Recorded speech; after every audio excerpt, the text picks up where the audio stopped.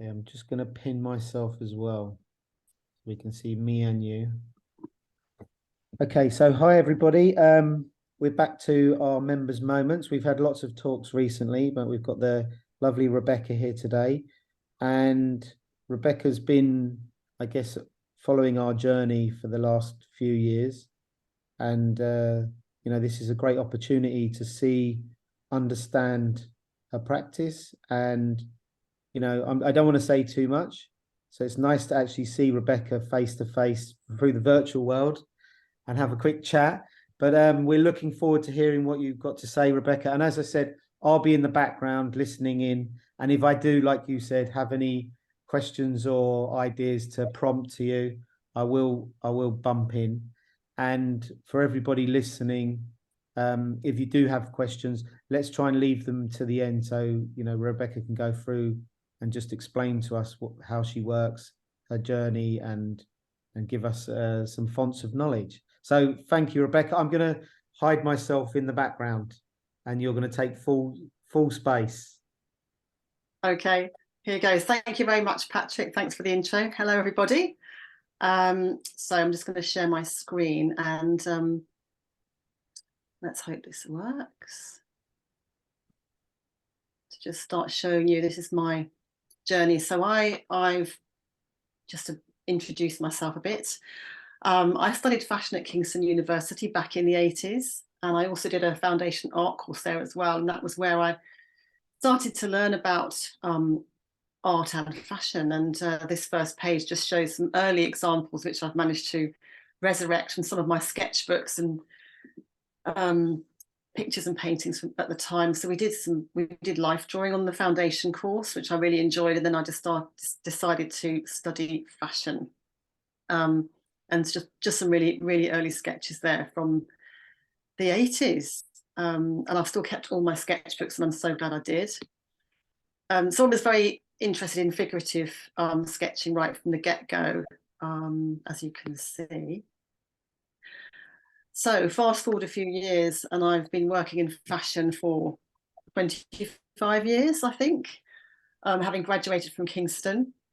But then, it got to lockdown. At that point, I was head of design at a company, and lockdown happened, and we were put on furlough. And just before lockdown, I started to do some life drawing classes, and there's some examples here. And I just wanted to get back into sketching. I was really rusty at that point because I'd been just managing teams, doing technical things, planning.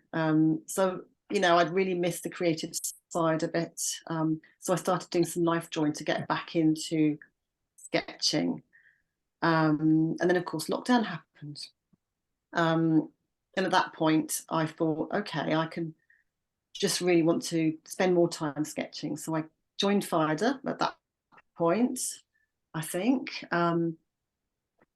and started to look at Instagram, looking at other people doing illustration and art. A lot of people were picking it up at that point. And my inspiration was really coming from fashion photography, Vogue magazine, Instagram, obviously the catwalks, at that point were kind of paused, but still there was photography going on, contemporary art, so, abstracts, and then other fashion illustrators, of course, David Downton, Bill Donovan, amazing, and lots of others. And I also look at all different illustrators even today, from Fida artists as well, going back to Kenneth Paul Block and Eric, right up to modern day people doing it, new people coming through all the time. And then kind of got a bit more involved with some of the projects that Fida were doing, particularly Alberta Ferretti, which was an opportunity to actually preview an Alberta Ferretti catwalk show and actually sketch sort of live from the images, so quick sketching from the brand new catwalk images, and doing drawing cabaret couture, which is obviously fashion inspired life drawing, which was amazing. And it really helps to do quick sketching and just really kind of hones your skills. So some examples here. And then moving on, I kind of started doing a lot of fashion inspired faces and profiles. And I was still experimenting with color, line, particularly color, and I think maybe trying to bring some of the experience I got with very fast kind of catwalk and life drawing sketches, 5-minute poses and so forth, trying to bring that energy to my practice, to my artwork, using color, different media, sometimes mixed media. So I was kind of doing a lot of faces at that point. Then I've more recently been trying to experiment with bringing a touch of digital, so experimenting with Procreate, which I'm still not very good at. I need to learn. I need to probably do a course on that, and just trying to mix that with analog sketching. So 2 examples here. One was the Bulgari project, which again was a Fida project, which is a fabulous project to be involved with. And this is like a analog sketch with color and kind of photographic touches added in Procreate. And then on the right, a more recent mini project, I suppose, for Lalage, which was going to be with a view to doing a live sketching opportunity. But this was my kind of sketch I did for them with adding some of the texture in with Procreate. And then just jumping a little bit forward, more recently, I've got, well, the big news was I quit my day job. So after lockdown, I moved back down to London. I was working in the north of England at that point. And before that, I'd been overseas, and I'd got back down to London and got a new job. But after about 1.5 years, I became quite sort of kind of disillusioned with that one. So I wasn't getting the creativity that I was really craving, and I really wanted to get back sketching. So I've recently kind of taken the plunge and really started to focus on my art full time, and trying to do some personal projects and kind of small commissions at the moment. So some examples here, a commission piece for JJ Martin from La Double J. This was a piece of artwork that was actually sent to the designer herself. And then we've got some pieces I did for Loewe Match's launch event, which was basically my very good friend Deborah, who I know is watching, invited me to go to this launch event. And it was very inspiring, amazing fashion, and the way the whole thing was curated was fabulous. So I did some pieces kind of inspired by that, which I've since turned into prints. And then on the right, something a bit different. This is a private commission for a client's Spanish house, and they wanted a Matador inspired theme, but done in my style. So that was the result of that. And then so more recently, I've had a little pop-up exhibition. So my first like real art exhibition, which I thought after a while, when you've done a lot of online and Instagram, you think, well, actually, you know, in order to sell your art, to actually make it real, it needs to be seen in a public space. So I kind of decided to ask a friend of mine who runs a local, very stylish cafe, who normally displays photography, if he wouldn't mind displaying my artwork there as an exhibition, and he agreed. So this is the exhibition I have at the moment. It's still up and running if anyone wants to go and visit, and it's at Dish Cafe in East Molesey. And I've just sold a piece, which I'm very pleased about. So so that's really encouraging. And yeah, I just need to do more work now. I think I just need to get literally back to the drawing board, and just start doing some more pieces. So that's kind of where I am right now. I'm just going to unmute myself. Okay, so and if anybody has any questions, feel free to either put them in the chat, or you can potentially unmute yourself and fire away. But I guess listening to you talking and hearing a lot of people who are making the big decision to either leave their jobs and go in full full on freelance. I guess there's a moment in time with your work in life when you feel like you want to take back control rather than earning money and just paying bills. It's kind of, I'd rather have a bit of a poorer life, but a richer life in lifestyle of working, and then kind of work your way back into it. But what's quite good, just hearing you there talking, is that, you know, your friend Deborah bringing you into the mix for a job. And I think that's the bit that people don't connect enough, is they feel that when they leave their jobs or whatever, that they don't use the resources that they have, which is their friends, their network, all of these sorts of characters. We had another artist who spoke, and she works for Jigsaw, and you know, she was talking to me, and now her work's being shown at Jigsaw. You know, it's just rethinking the way that you're working within your workplace and how you could bring that into the mix. And I think from a bit of advice I'd have for anybody is, if you do have a job, try and integrate what you do in your normal life into your work life somehow, whether it's drawing, how, I don't know, if you want to paint, how can you bring that into work? It seems such a shame. I remember working for a corporate company, and they were like, "Why are you painting and drawing?" And I was like, "Because that's what I went to Kingston as well, so I know who your whole mix is." And it's really, how do you embed creativity into your work, even if you work for a corporate company and everybody thinks you're strange.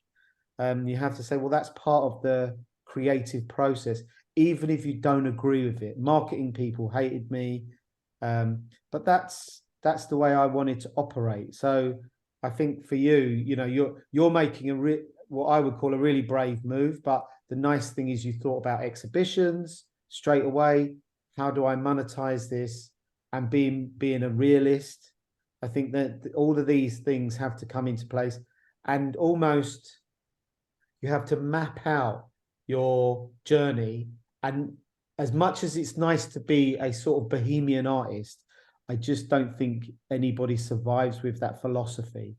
So for someone like you, having, you know, and not being too proud to say, oh, well, I think footfall's really important. So having exhibitions in really cool cafes, there's a lot of footfall, and really think, because I've had exhibitions where there's no footfall, and the only day you can sell is at the private view.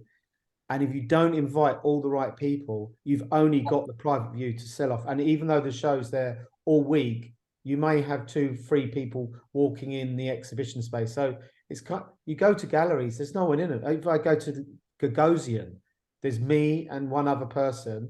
So it must be only at the private view or private sellers. So I think your approach is good. And you know, we've seen your work and constantly like pushing yourself. I don't think you need to necessarily worry about style. And I don't think that needs to be a problem, because you were talking about commercial work before we got on here. I think people like to know you have a style, but I was talking to, I can't remember her saying, Hattie, the lady who did the job for that commission with Lepage. So I think, like with regards to her work, if you look at her work, it's probably all down to timing, how fast she has to do the live drawings. So, you know, she's just on demand. And I guess your piece, how did your piece go on the day you're working for Matches? Because I spotted what you were doing, and I was like, you should be bright, you know, share it, you know, over. Yeah, I mean, that was a wake-up call for me. Well, I didn't actually sketch at the event. I did a sketch, I think, before I went, and then when I came back, and just kind of wove it into because there was photographs of me at the event, and it was so inspiring. But yes, that sort of was like, oh yes, I didn't actually think of it as something I could then, you know, use promotionally. So yeah, I think it's all about thinking outside the box and learning as you go along how you can kind of maximize those things. I mean, that was a fabulous event. It was, you know, an invitation event. So yeah, you know, and I probably could have perhaps sketched there and then, but yeah, didn't really. It's those things that you think of afterwards. It is really opportunist based, and I think you have to have your PR hat on all the time. You have to be ready to fly. I think I saw Gemma on the talk here as well, but I remember, I don't know if she was there on the first one, but when we went to Fashion Week, and everybody was kind of sitting there, like looking at each other and getting out all this equipment. I was like, you've lost half of the models because you're setting up. And it was really, there is no time. We had Richard Haynes speak as well, and he just says, I do really fast squiggles, and then I just finish it off in my hotel, and then I send that across. So he's kind of pre-planning, like you go there with either silhouettes of heads or figures or things in mind, and then because the models move so quick, so to get something done so fast is near enough impossible. And you just get the vibe. You have to get the vibe. I think of live drawing at a show is really getting the vibe. And it was kind of funny to see everybody kind of sitting there and kind of looking down, and you're like, it's all happening. Just missed drawing. it. Yeah, you're kind of missing it. But I think backstage is nice because people have to sit there and get their hair done. Where the catwalk, I think it just happens too quick, and we had Connie drawing at the last one, and she was racing through them, and it was like full speed ahead. But she kind of had a pre-plan, and also she draws a lot. So I think the tips are, if anyone's coming to draw live at Fashion Week, it's like going to the gym. You've got to go and do a few days drawing, just get your hands loose and get ready, and kind of get back into that mold. And I think for you, that your work really lends itself nicely to live drawing. Like I could really imagine your work at live events, and we're trying to push that as well as probably you are yourself. And I think you'd be a perfect person for it. So I'd really be sort of celebrating the fact that you can draw live, capturing moments of you drawing. Like when I saw your event that you were at, that's the sort of thing I'd be publishing as much as possible to then get the next event. And then it just kind of snowballs on. And then once you get one or two, then the feedback we had was the reason we went with other people is because they had more experience. And that's it. Yes, exactly. I He think or that's the she's thing. better. It was experience driven. And I think that's the only thing. So even if you do a few live events for free, just to get a few under your belt and get good photography from that, because the biggest earner at the moment, I think, is live events for all illustrators. Everyone who's a fashion illustrator, it's purely from live events, and everybody seems to be doing it. So it's great. I think it's a great time to be a person who can draw live, who has confidence and can go out there. And I think it's a perfect segue for your work. Your work leads to it, because you draw fast. I know you draw fast. So and I think that's a good thing, and keep updating what you're doing online. The digital side, I think what I find is really good about my advice to anyone on digital is don't learn the tools too well. Just keep it basic and use your drawing skills. Yeah, so pick your colors out, pick your brushes. Like I find it quite funny when I hear people saying, "Oh, well, I need to buy these special brushes." I've used a lot of the brushes in Procreate, and there's about 6 or 7 on there that one creates one that's like a chalk, one that's like a pen, and it does what it all needs to do, and you just get on with it. All this, for someone like you don't need all these blending tools, and you just want to mark make as if you were drawing direct onto paper. And I think that from Procreate, it's the perfect tool for that. And the only thing you might need to spend a little bit of time is learning about layers, like moving them up. If you've used Photoshop, I think if you haven't used Photoshop, then I would just learn about layers. That's all I'd learn about is layers, and that's it. Yeah, I mean, it's interesting because I've had to use Photoshop and Illustrator for like 20 odd years, but to draw, a trouser design or something. So it's very different. It's quite nice to use them in a free way. But I agree. I think with Procreate, that's a relief, because I don't think I've got the capacity to learn all the all the No, technical things these days. no, I no, think we just stick it. I wouldn't bother. And then I think because this was really about you, so we've kind of had a good look through, Yeah. and I guess from your point of view, where do you see yourself going next, apart from having small pop-up shows? Like, what are your goals now? Gosh, I mean, my goals are to try to make a living from doing this. And I think you're right. We said before about having, multiple kind of ways to make money through illustration. So whether it's, local events, so there's some local things I'm looking at doing, you know, pop-up live drawing. But my goal, I mean, I'd like to have steady work as a fashion illustrator. So that would be my goal. Hmm. But yeah, it's not easy. I think there is traction at the moment. I think there are brands. It does seem to be being picked up by magazines. Obviously, Fida are doing Patrick, you're doing an amazing job with the projects and the promotions that are coming through Fida. So I do think there's a resurgence of interest on it. I really do. But it's hard to make a living from. And I thought long and hard about, doing this. Obviously, I was, I've been doing fashion for a long time, so I've managed to sort of build up savings that I wouldn't recommend necessarily as a younger fashion designer, just especially in the moment, leaving a Yeah, job and just trying to make a living from fashion illustration, because it's not easy at yeah. all. But one of the things I think that people discard a little bit is that you have skills, as in you were just talking about Illustrator, doing technicals, and I remember because I used to teach a lot of people drawing technicals and doing illustrations for fashion design pieces. There is companies like we had Jane Body on here, who's a trend forecaster, and she said she used to commission hundreds of illustrators to do illustrations Yeah. for WGSN. Like, I feel WGSN will start outreaching again for trend forecasting that aren't Clo 3D images. I think they'll because everything goes in a circular system, that drawing will become more desirable, and it is, and they follow trends themselves. So they'll go, oh well, it's more trendy to have a hand illustration rather than a 3D render.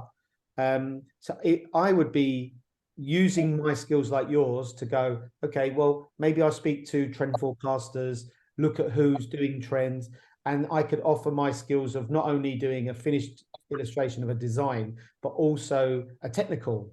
And I could illustrate that technical in a much more arty way rather than it being an Illustrator vector graphic style.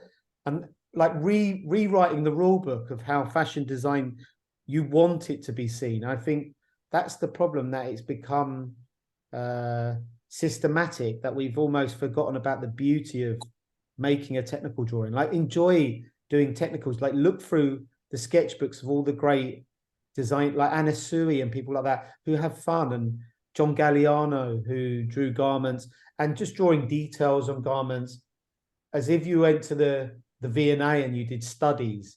That's how I would like to see fashion more, because I think fashion has lost its edge of beauty. But if you go and work for Christian Dior or brands like that, it's all still hand drawing, hand led. Even at Tom Ford, we would do prints by hand. We'd use pastels, even though you wouldn't expect that. You'd think, oh, there's this finished embroidering. I would do watercolor drawings of animals and things, and then we would just place it, and then it would be embroidered and stuff like that. So they used a very sort of old system, but it felt handmade, handcrafted, even though it could have been done on a computer. And I think they bring it in and out at the right times.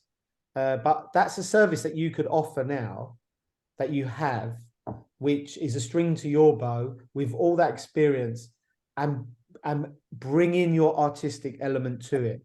That's the not this is what I do because it's the company wants it. This is what I can offer to make your company better or to make it more engaging. And then you start enjoying it again. I think it's re-educating the fashion system that I think needs to happen. I don't know. I don't know why it becomes clunky, and almost it loses its beauty in the process. And I think the creatives need to pull back. The create. I know it's just because it's fast, isn't it? Fashion's fast, and they're like, just get it done and shut up. Yeah, but sometimes, I look back at those sketches by Yves Saint Laurent and others, and you can see so much very, very quick, very instantly. You can see what that garment is all about, and kind of quicker than maybe even a 3D kind of rendering these days. It's more interesting. Yeah.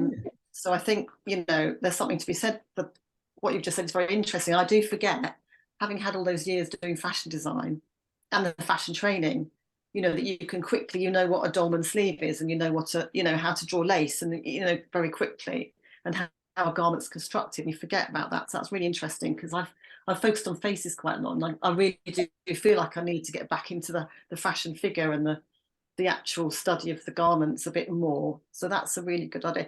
And I remember thinking that you're right, WGSN, International Textiles, and those sort of magazines used to employ fashion illustrators, just lots and lots and lots of quick sketches, because they were trying to predict a trend. There was nothing to see. It was just, and we think it's all going to be about, I don't know, basket woven dresses or something. Yeah. And a fashion illustrator could very quickly express that and give Yeah. the impression. So yeah, that's really interesting. Yeah, I think this is kind of a point of getting it out and extrapolating from you what you do, rather than making it a full departure. And I think that's the bit that we kind of need to tap into again, is harnessing what you do and making it enjoyable while making it monetized. And I think that's the skill in it. And you can have all of these elements that bring to it. There's a lady who I might try and get to speak again, and she worked for Audrey Schilt, and she'd spoken at one of our talks, and she was a fashion illustrator for Ralph Lauren. And her work, she was doing documentary illustrations behind the scenes for them. Her whole process was artist based. She worked for Holston, and I was like, you must have had the best time working. And she said it was. And she went through the moment when fashion illustration was at its total height. So she really made serious, like she said, I made serious money. She worked for Berghoff Goodman. She worked for everybody, because she worked for Ralph and she worked for Holston. And she's like, when I speak to her now, but I've seen her draw. She's like magical, and you'd probably be the same. So, and I'm like, you need to teach that to students, because students or new talent that is coming through don't understand that sort of process of drawing and really get it communicating through drawing. And I think sort of being lost within the universities, but we can bring it back into the fashion system. I think there's a possibility. So that's where I and people will desire what you do. And once they desire it, they will employ it. So and there's young guns coming through. So one of the other things we've started to do is reach out to new brands, like startups.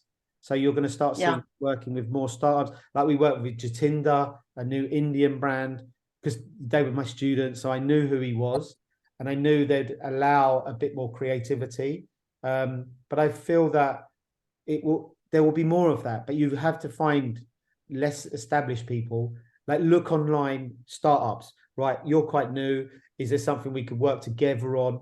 And that enforces a new relationship that they may not have known that you had the capabilities of doing, but then you give them the opportunity to say, I can bring this to the table with this, not I'm just going to do what I did before as my job. It's more of, this is what I have my knowledge for, and I'm just bringing all the good stuff together. And they'll go, wow. And they may not even know. Like we're talking to a startup at the moment, and they're not even fashion designers. They're just money people. So they wouldn't have a clue what's happened before. You're there to actually educate them. So now is a really good time to actually start getting work from young fashion houses, new ones.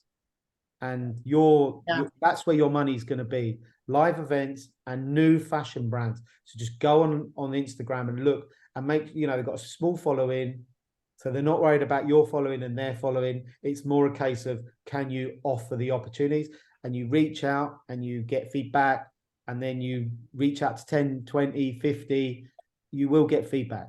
You will get someone responding. So it's quite good. So the world's open. And I think that's the way to sort of see it for yourself. So hopefully, this wasn't really a portfolio debate, but it always turns into one. So it's nice to kind of have this sort of discussion anyway. Absolutely. I think I'm at that point where, it's been a few months and you're kind of thinking, well, I'm just going to keep doing this. But yeah, I think it's just having some sort of guidance and thinking about, exactly what you've said. It's just thinking outside the box, networking, being your own PR, pushing yourself out of your comfort zone, all those things. But yes, thinking differently. I mean, everybody all gets obsessed with looking too much at Instagram as well. But I think sometimes you just got to step back from that and go to an art gallery and have a look at something different. But yeah, that's the right approach. But anyway, hopefully this has been a bit helpful to everybody else. And we're all, as I said, we're always on Slack. So if you need to ask questions, feel free. But it's good to see your work, and it's good to kind of get a background in all these fashion designers, image makers. They have so many skills, and I think they forget them because they go, I want to be a fashion artist or fashion illustrator. You need to do many things, and you build up a new audience. That's what I'm saying. You're creating your audience, and then you have a show, you have an exhibition. You say, right, I've been working with you. All come see my work. Now you're going to have another little cell of all the work you've done. And then you keep, that's how it grows. And then it goes from there. And that's the journey you see. I think a lot of people feel like what I have had over the last few years is, oh, well, I'm going to end everything and I'm just going to become a full-time fashion illustrator. And I'm like, but you don't know anybody. And you have to do that as much as we can do. Everybody, you have to do it. Everybody has to do it. There's not just one fix for all.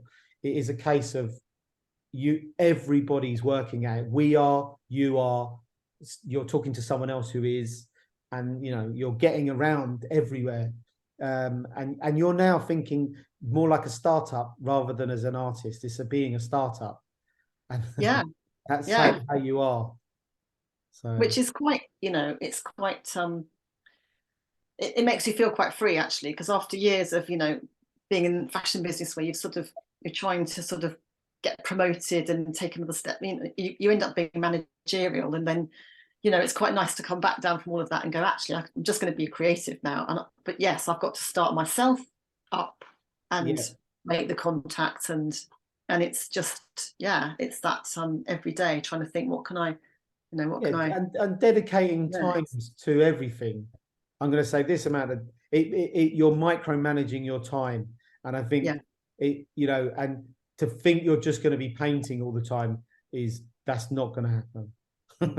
No, we would all love to be in the print studio printing all day. It just isn't going to happen in the beginning. It could happen in time, but in the beginning you're doing the graft and getting out there, which is good. So anyway, we're trying to keep them sort of short and sweet. So it was good to hear what you had to say, and well done. And I don't want to say good luck. It's keep going. keep going. Keep going, and that's all we can. And keep sharing, and always be mindful of what you're sharing, how you share it, and recording, and don't have imposter syndrome from social media, which is easy. We all get it. Don't allow that to take over your. You've just got to be focused. That's it. Good. Anyway, thank you. And thank you. Thanks for everybody who came. If anyone did have a question, I don't know if you wanted to ask. I can see Deborah, Martin, and Gemma. If you did have a question, you could shout out, or you can be. I can turn you off. I can see Deborah switched off. Can you hear me? Yes, loud and clear. Okay, so I'm Rebecca's friend Deborah. I just wanted to say, I'm a fashion stylist. So for me, the idea of collaborating with a fashion illustrator is really interesting. And I mean, I know Rebecca from a long time ago. We were both at Kingston, and it might be something that other people could use, the idea of approaching a stylist who's in fashion, because we host events, we go to events, and it gives one an extra depth and understanding of fashion to be able to also offer something like that rather than just shopping events. But, you know, so I'm trying to help Rebecca. It hasn't come through yet, but I'm sure it will do shortly with one label or another, that they will see how incredible it could be to have a fashion illustrator there. It's just suggesting it to the right person and getting through to the right person, which is tricky in itself.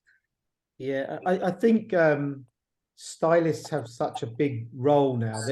They're really high up in the fashion system, and they have such a. They're all. I don't know if fashion stylists are more like art directors, really, because you're sort of mapping out how you anticipate the experience to happen. So, you know, as a stylist, you're not only thinking about how the clothes should be perceived, but you're thinking about the whole experience, you know, bringing an illustrator, you know, because I've worked with stylists, and I think stylists really have the most power. You know, if you think of Katie Gran and you think of all these people who've worked as stylists, they really shapeshift the brand, like Prada, how it's going to look, how it's going to be perceived, who to bring in and who to partner with. You know, are we going to work with Ren Kulas as the architect? You know, who's going to be the partner? So I think stylists are a great collaborator and person to sort of speak to, because whether they work with a photographer or an illustrator now is going to be a question. Deborah, did you have both a photographer and illustrator, or how did your day go? No, I'm just a personal stylist helping people Okay.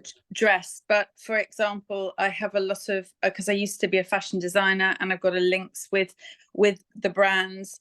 When I saw the way that Rebecca designs and she illustrates, which is with a brilliant use of color, I thought I would try and approach the LA Double J brand in Milan, because the designer is brilliant, and she's a very interesting person, and JJ Martin's always looking at the next big thing, and her clothes would lend themselves beautifully to illustration because of all the color clashes she does.